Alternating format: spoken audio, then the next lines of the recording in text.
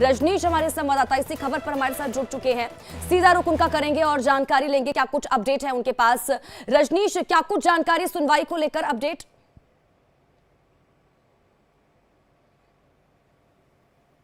की तरफ से अभिषेक मनु सिंघवी पेश हुए हैं, जबकि अगर बात की जाए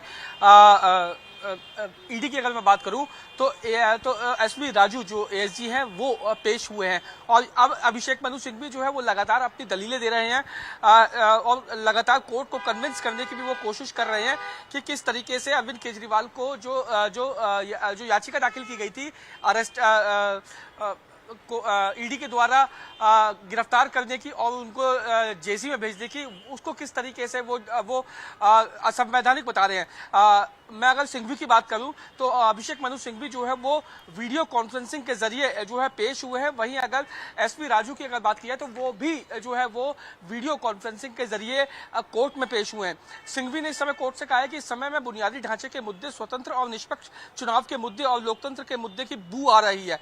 यह तात्कालिकता या आवश्यकता क्या है, यानी इसकी आवश्यकता क्या है। साथ ही उन्होंने कहा कि मैं पॉलिटिक्स की बात नहीं कर रहा हूं, मैं सिर्फ कानून की बात कर रहा हूं कि कानून में रह के किस तरीके से इस जो अरविंद केजरीवाल की जो गिरफ्तारी है उसे गलत तरीके से किया गया था। वहीं सिंघवी ने यह भी कहा कि मेरा दूसरा पॉइंट यह है कि पीएमएलए की जो धारा है 50 के तहत किसी भी तरह का समर्थन करने वाला नहीं है। पहले समन की तारीख 30 अक्टूबर 2023 है और सिंघवी ने कहा 16 मार्च को 9वां समन दिया गया था।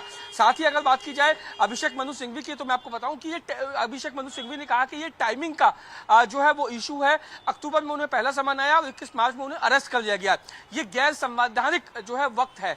फिलहाल इस तरीके की जो बातें हैं वो इस समय कोर्ट में चल रही हैं और जब जो है वो दोनों तरफ से दलीलें पूरी हो जाएंगी तो उसके बाद ये देखने वाली बात होगी। लेकिन रजनीश आपसे ये भी जानना चाहेंगे क्योंकि लगातार यहाँ पर टाइमिंग पर सवाल खड़े किए जा रहे हैं। हालांकि ये कोई नई चीज नहीं है, आम आदमी पार्टी की तरफ से इससे पहले भी चाहे प्रेस कॉन्फ्रेंस हो, सभा हो, टाइमिंग को लेकर हमेशा सवाल उठाए गए हैं कि क्योंकि लोकसभा चुनाव है और हर बार लोकसभा चुनाव और चाहे हम विधानसभा चुनाव की बात करें, इस तरह के चुनावों में लगातार ये कोशिश की जाती है आम आदमी पार्टी को गिराने की और यही वजह है कि इस बार भी सिर्फ रोकने की कोशिश की जा रही है, चुनाव से पीछे हटाने की आम आदमी पार्टी को कोशिश की जा रही है। और सिंघवी ने आज इस बात का एक बार फिर से जिक्र किया। देखिए, बिल्कुल जिस तरीके से आप बता रहे हैं वो बिल्कुल ठीक है। अभिषेक मनु सिंघवी की अगर मैं बात करूं तो अभिषेक मनु सिंघवी ने ये साफ तौर पे कहा कि जो तारीखें मैंने अभी आपको बताई, इन तारीखों के बीच लगभग 6 महीने बीत चुके हैं।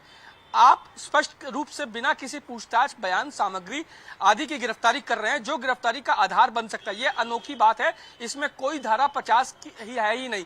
यानी इन सभी चीजों को जो अभी तक ईडी ने अरविंद केजरीवाल के खिलाफ की जो भी कार्रवाई की है उसको उन्होंने पूरी तरीके से गलत बता दिया है। साथ ही ये कहा है कि पीएमएलए जो है शून्य धारा है 19 की जो है पीएमएलए की।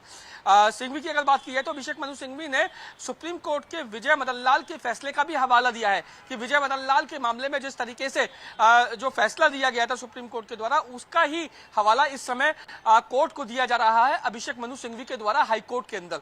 इसके अलावा अगर सिंघवी की अगर बात की तो अभी सिंघवी, क्योंकि लगातार सिंघवी जो है अपनी दलीलें रख रहे हैं, सिंघवी का यह भी कहना है कि यह स्पष्ट है कि धारा 50 में जांच शामिल है क्योंकि यह पूछताछ की ही है जो ईडी को गिरफ्तारी और अभियोजन के बारे में मन बनाने में सक्षम बनाती है। यानी यह बहुत बड़ी बात इस समय अभिषेक मनु सिंघवी कह रहे हैं। अभिषेक मनु सिंघवी ने कहा कि मेरे आवास पर भी मेरी धारा 50 को रिकॉर्ड करने का कोई प्रयास नहीं किया गया है। साथ ही अगर सिंघवी ने कहा कि मेरा तीसरा पॉइंट यह है कि सम्मान का जवाब ना देना पूर्वाग्रह का एक अच्छा बिंदु है। ठीक है रजनीश, बहुत बहुत शुक्रिया इन तमाम जानकारी के लिए और हमारे साथ जुड़ने के लिए। आप नजर बनाए रखें, आपसे आगे भी जुड़ेंगे।